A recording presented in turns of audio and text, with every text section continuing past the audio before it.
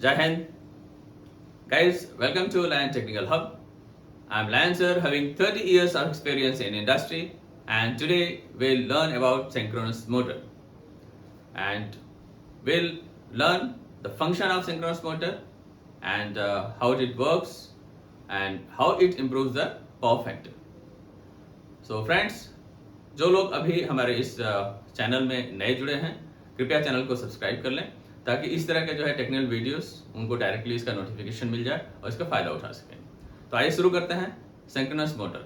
इससे पहले हम जानते हैं मोटर क्या है। Motor basically which converts electrical energy into mechanical energy, and I have already covered where this energy conversion take place.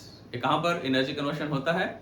ये होता है rotating part of the motor, and here we can understand in rotor, right.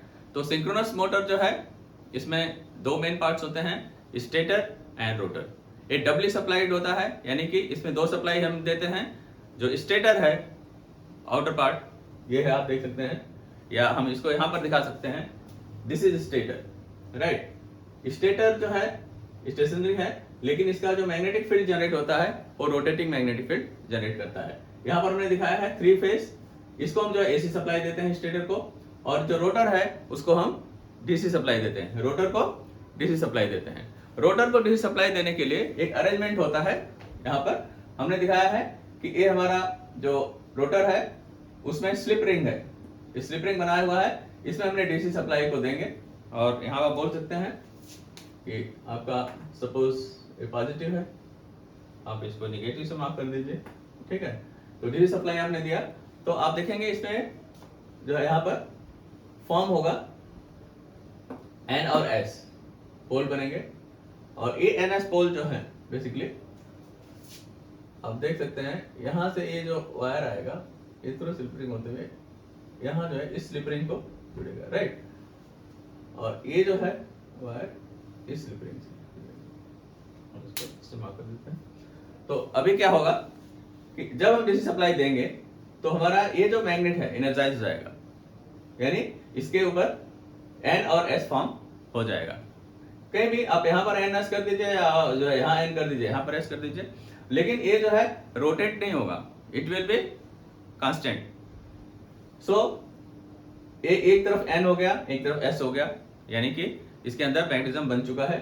अभी क्या होगा, जब हमने यहां पर 3 फेज सप्लाई दिया स्टेटर को, तो क्योंकि ये 3 फेज है हमारा जो अल्टरनेटिंग है, तो हमारा जो है ये फील्ड जो जनरेट होगा स्टेटर में, यानी यहां पर ये क्या होगा, रोटेटिंग होगा, राइट। तो ये जो रोटेटिंग फ्लक्स होगा, और क्योंकि हमारा जो है रोटर उसमें भी ऑलरेडी यहां पर मैग्नेट है, सपोज यहां एस फॉर्म हुआ है और यहां पर एन हुआ है, यहां पर एन है, तो ये क्या करेगा, यहां पर क्योंकि इस जगह एन हो रहा है फिर एस हो रहा है, चेंज हो रहा है, तो ये क्या करेगा कि जब एन होगा तो इसको अट्रैक्ट करेगा, लेकिन क्योंकि ये जो है अल्टरनेटिंग है, यानी कि चेंज हो रहा है, तो चेंज होने की वजह से क्या होगा, ये जैसे इसको यहाँ पर फॉलो करने की कोशिश करेगा, सेम टाइम ये यहाँ पर एस हो जाएगा, तो ये दोनों को रिपल करेगा, राइट। तो एन एस जो है जिसकी वजह से ये रोटर स्टार्ट नहीं होगा, ये सिर्फ हंटिंग मतलब थोड़ा थोड़ा मूव करेगा, यानी जस्ट मूव करने की कोशिश करेगा, रुक जाएगा, क्योंकि ये रोटेट नहीं हो पाएगा। तो इसके लिए क्या होता है, सिंक्रोनस मोटर स्टार्ट करने के लिए हमें एक एडिशनल मोटर की जरूरत पड़ती है या अरेंजमेंट की जरूरत पड़ती है, जो इस रोटर को रोटेट करके इनिशियली कंडीशन में इसको रोटेट करे और इसकी स्पीड 80-85% लाके छोड़ दे। तो उस समय क्या होगा कि ये जो है इसको होल्ड कर लेता है, यानी कि जो इसका एन था इसका एस था, ये लॉक हो जाएगा, और लॉक होने की वजह से ये रोटर जो है इसको कैच कर लेगा, और इसके सिंक्रोनस स्पीड से, सिंक्रोनस स्पीड हम कैसे डिनोट करेंगे, क्योंकि हमें पता है कि सिंक्रोनस स्पीड निकालने के लिए N S equal to 120 F upon P, यानी हमारा फ्रीक्वेंसी अगर 50 हर्ट्ज है और नंबर ऑफ पोल्स कितना है, 2 है 4 है, उसके ऊपर डिपेंड करता है।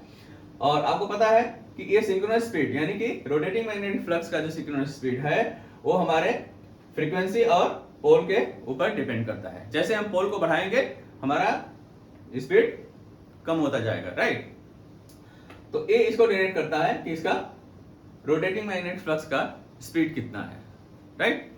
तो इससे जो हमें सिंक्रोनस स्पीड मिल गई स्टेटर का, और इसको हमारा जो है रोटर फॉलो कर लेगा, यानी कि रोटर की स्पीड और सिंक्रोनस जो हमारा जो है स्टेटर का फील्ड है, ये दोनों की स्पीड सेम हो जाएगी क्योंकि दोनों लॉक हो जाएंगे, राइट। तो सबसे बड़ी बात है इसमें ध्यान देने की कि synchronous motor self start motor नहीं होता है, और इसको स्टार्ट करने के लिए हमें एडिशनल मोटर की जरूरत पड़ती है।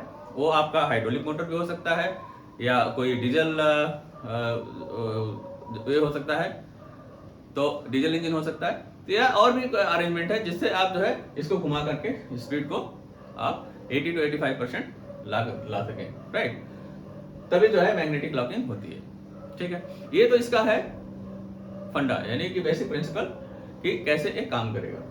अब होता है कि एक बार जब लॉक हो गया तो ये क्या देगा आपको, कांस्टेंट स्पीड देगा। इसके सबसे बड़ी बेनिफिट क्या है कि सिंक्रोनस मोटर हम वहां यूज करते हैं जहां हमें बहुत ही एक्यूरेट आरपीएम की जरूरत होती है, यानी कांस्टेंट आरपीएम की जरूरत होती है, और इवन ए लोड पे भी कांस्टेंट आरपीएम देगा, राइट, अनटिल अनलेस कि इसका जो डिजाइन है उससे ज्यादा आप लोड न दें। अगर आपने उससे ज्यादा लोड दिया तो क्या होगा कि जो इसकी लॉकिंग है, इसकी अपनी एक कैपेबिलिटी है, इसकी एक स्ट्रेंथ है, और उससे ज्यादा लोड होने पर ये क्या होगा, ये डिटैच हो जाएगा उससे, और डिटैच होने की वजह से स्टॉप हो जाएगा। This motor will come to stop position, it will come to rest, right. So that is the thing.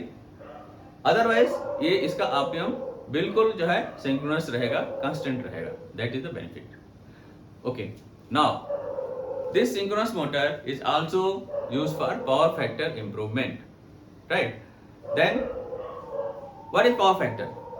Power factor we know ratio। तो हम बता दें आपको कि पावर क्या है। पावर हमारे पास तीन तरह की होती है, जिसमें हम बोल सकते हैं active power, reactive power and apparent power. तो एक्टिव पावर है जो हमें जरूरत होती है, रिएक्टिव पावर और अपरेंट पावर। मैं आपको बताऊं कि जैसे कोई भी वाइंडिंग है, आप देखेंगे कि उसमें जो है बेसिकली कुछ ना कुछ पार्ट जो है रेजिस्टेंस का होता है, ठीक है। तो हमें जो है एक्टिव पावर तो उससे मिल जाता है, लेकिन रिएक्टिव पावर जो है, यानी कि जब मोटर को चाहिए चलने के लिए तो एक्टिव और रिएक्टिव दोनों पावर चाहिए, तो वो ग्रिड से जो है एक्टिव रिएक्टिव दोनों डिमांड करता है। लेकिन यदि हम उसको अपने प्लांट में ही हम कैपेसिटर या एपीएफसी जो पैनल लगा करके हम उसको अगर सप्लाई कर सकते हैं उसके रिएक्टिव पावर को, तो हम यहाँ पर अपने पावर फैक्टर को यूनिटी रख सकते हैं, राइट। बेसिकली पावर फैक्टर क्या है, it is ratio between active power and apparent power, यानी active power divide by apparent power will show your power factor, right. So to make the unity power factor हमें जो है resistance बहुत ही minimum होना चाहिए। हमारा जो कॉइल है निग्लिजिबल अगर हो तो बहुत अच्छी बात है, यानी कि मिनिमम होना चाहिए, राइट। और उसी के लिए हम जो है एबीएफसी पैनल का यूज करते हैं। अब हम यहाँ पर जो है कंडेंसर जो है ना सिंक्रोनस कंडेंसर के रूप में भी यूज कर सकते हैं सिंक्रोनस मोटर को। वो हम कब करते हैं, जिसका जो एक्साइटेशन है ये वाला रोटर का एक्साइटेशन अगर हम बढ़ा दें, अगर हम जो रेटेड है जितना चाहिए उससे हम ज्यादा अगर बढ़ाते हैं तो हमारा जो है इसका जो पावर है वो रिएक्टिव पावर को फीड करने लगता है, यानी कि जनरेट करेगा, यानी हमारा पावर फैक्टर यहाँ इंप्रूव करने लगेगा, यानी सिस्टम को रिएक्टिव पावर सप्लाई करेगा, राइट। तो उस कंडीशन में क्या होगा, it will work as a synchronous condenser. Same synchronous motor will work as synchronous condenser. Okay, now you can also understand कि सिंक्रोनस मोटर जो है वो बिल्कुल आपका एसी जो अल्टरनेटर है ना, अल्टरनेटिंग जो जनरेटर है, यानी एसी जनरेटर की तरह ही काम करता है, क्योंकि एसी जनरेटर में भी हम 3 फेज की वाइंडिंग रखते हैं उसके स्टेटर में, और उसके जो रोटर में हम क्या करते हैं मैग्नेटिक फील्ड देते हैं और उसको घुमाते हैं, राइट। तो क्या होता है कि जो हमारा मैग्नेटिक फील्ड है रोटर में, जब हम उसको सप्लाई देके घुमाते हैं तो जो 3 फेज की वाइंडिंग स्टेटर में है वो स्टेशनरी है, क्योंकि ये रोटेट हम कर रहे हैं इसको, तो इससे जो मैग्नेटिक फ्लक्स जो है जनरेट हो रहा है, निकल रहा है, वो हमारे जो सराउंडिंग में यानी स्टेटर में जो वाइंडिंग्स हैं 3 फेज की वाइंडिंग्स है उसको कट कर रहा है, जिसकी वजह से उसके अंदर एक ईएमएफ जनरेट होगा, और वही जो ईएमएफ है बाहर हम सप्लाई कर देते हैं, यानी कि वो हमारा जनरेटेड वोल्टेज है। तो it is working as a AC generator, right. तो आपका सिंक्रोनस मोटर और एसी जनरेटर में कोई अंतर नहीं है, सिर्फ अंतर इतना है कि वहां पर हम जो है डीसी सप्लाई देने के बाद हम जो है उसके रोटर को घुमाते हैं, ठीक है, और जिसकी वजह से हम उसके स्टेटर से सप्लाई लेते हैं। और सिंक्रोनस मोटर में हम क्या करते हैं कि स्टेटर को भी सप्लाई देते हैं और रोटर को हम डीसी सप्लाई देते हैं, स्टेटर को एसी 3 फेज एसी सप्लाई देते हैं और रोटर को डीसी सप्लाई देते हैं, जैसे हमने यहाँ पर दिखाया है, through brushes, through slip rings it is going supply to the rotor. यहाँ पर इसलिए मैग्नेटिक फील्ड जनरेट होगा और इनिशियली स्टार्ट करने के लिए इसको हम जो है एक प्राइमर से इसको हम क्या करेंगे, रोटेट करके 80 से 85% का स्पीड इसमें हम दे देंगे और उस समय जो है इसका जो स्टेटर का है मैग्नेटिक फ्लक्स, ये दोनों में लॉकिंग हो जाएगा और ये सिंक्रोनस स्पीड से हमारा रोटर घूमने लगेगा। ठीक है, तो ये है बेसिकली इसका फंक्शन। और इसमें क्या होता है कि आपने देखा होगा कि सिंक्रोनस जो मोटर है, यानी कि ये भी दो तरह का है, जिसमें आपको वाउंड रोटर यूज कर सकते हैं और वाउंड रोटर के लिए आपको स्लिप रिंग एंड ब्रशेस की जरूरत पड़ती है, right, slip ring and brushes. और जो छोटी मोटर है, छोटी मोटर यानी कि जो फ्रैक्शन में हम यूज करते हैं पॉइंट में, उसके लिए हम हिस्टैरिसीस मोटर या रिलक्टेंट मोटर भी यूज करते हैं। वो सिंगल फेज की होती है, उसमें थ्रू स्प्लिट फेज करके बाय यूजिंग कैपेसिटर और वाइंडिंग, स्प्लिट वाइंडिंग, हम जो है इसको जो है सिंक्रोनस स्पीड में रन कर सकते हैं।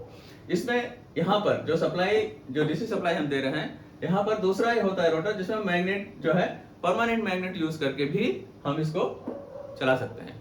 बट उसमें क्या होगा, जब आप परमानेंट मैग्नेट यूज करेंगे तो वहां पर अगर हमें उसको सिंक्रोनस कंडेंसर को इस तरह यूज करना है तो नहीं हो पाएगा, क्योंकि सिंक्रोनस कंडेंसर में हमें इसके एक्साइटेशन को बढ़ाना पड़ता है रोटर को, जो कि उसमें पॉसिबल नहीं है क्योंकि वो परमानेंट मैग्नेट है, राइट। तो इस चीज का आप ध्यान रखिएगा। और इसका जो अगर हम रोटर की बात करें यहाँ पर, तो रोटर में बेसिकली डिफरेंस इतना है, यहाँ पर हम डीसी सप्लाई देते हैं और दूसरा जो है परमानेंट जो मैग्नेट हम यूज कर सकते हैं। तो ये दो तरह का रोटर यूज होता है, जिसमें हम परमानेंट मैग्नेट यूज करते हैं और एक में हम करते हैं डीसी सप्लाई देते हैं, राइट। तो ये है आपका सिंक्रोनस मोटर। तो इस तरह से मैं समझता हूँ कि आपको सिंक्रोनस मोटर समझ में आ गया होगा। और यदि आपके समझ में आ गया है तो हमारे चैनल को आप सब्सक्राइब कर लें और लाइक करें, दोस्तों को शेयर कर दें। मिलते हैं नेक्स्ट वीडियो में। जय हिंद।